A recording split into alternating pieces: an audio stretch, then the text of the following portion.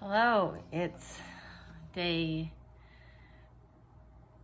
48 and it's November 18th, and I got through today without any hiccups so far, which is good. Grateful that when I have had a hiccup, they've been one day things so far, which is good. That's been different in past when I'll have a hiccup, and it seems to get out from under me and and be like a multiple day thing or a 3-day thing and or a 3-week thing. And so I'm grateful that at least today got through, but I am so emotionally spent today. I feel like I opened up a can of processing about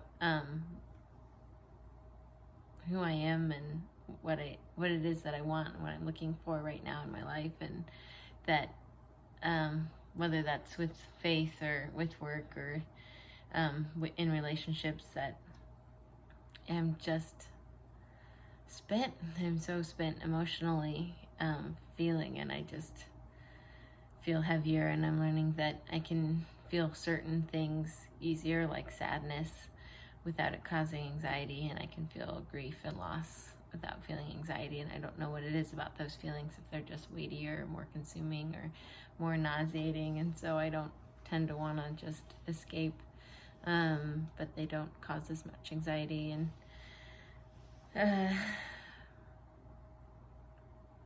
am grateful for doing the daily entries because they are helpful. And I don't know, it's just, those people watch, like,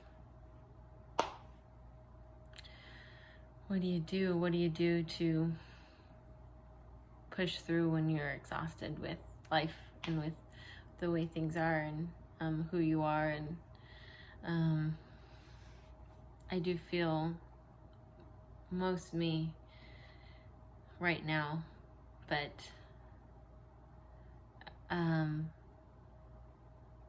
it's still just exhausting. And I guess eating disorder related, like when I do feel sad and grief, like I don't want to eat, and so just making myself eat like 3 meals a day is really smart. And so that is a good key part of recovery, and staying really hydrated. And when I don't eat, that means not drinking a ton either, so just making sure that I'm not falling into other coping habits. So that is a good part of just checking in with myself. What do I want to talk about today?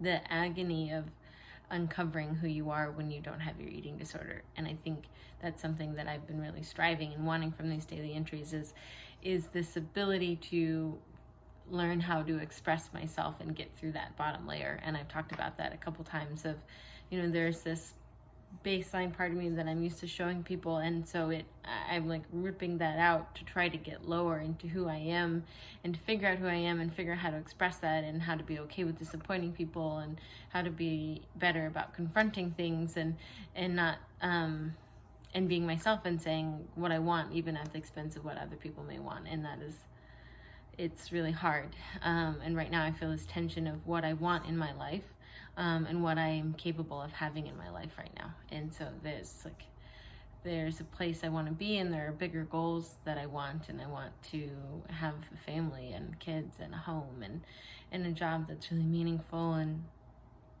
and a partner to do that with, and good friendships. And it's like I feel like I'm just like constantly pushing through on these things that I want. And whether it's at work, and it is a job that I love, and continuing to try to make it a job that I love, and the company that I love. And I've been pushing through with my coworkers and building friendships with them and deepening relationship with them, and that it's been so rewarding, and I love it, and it's been so good, and it's really fed me. And at the same time, it is still it's exhausting for me because I'm pushing forward on it.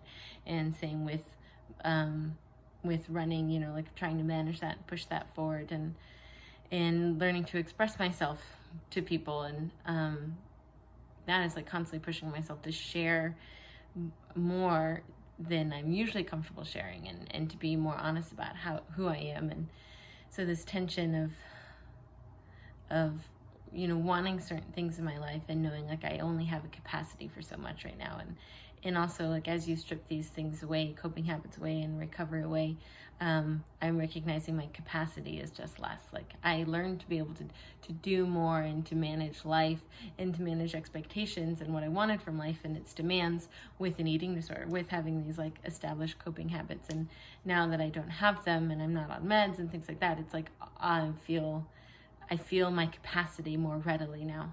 And that's hard. It's also, in a way, it's just recognizing the pace that I can actually run, where with my eating disorder I can run a 7-minute pace, but without my eating disorder I'm back at a 9-minute pace, and I'm slowed down, and I get frustrated by that. And I think people around me get frustrated about that and wish that I could offer more. And when I said that I thought that I would be able to, and so I said that I could, and it's hard to pull back. It's hard to correct and say, like, I know that this is what I want. I know this is what I said, but right now I can only do this much.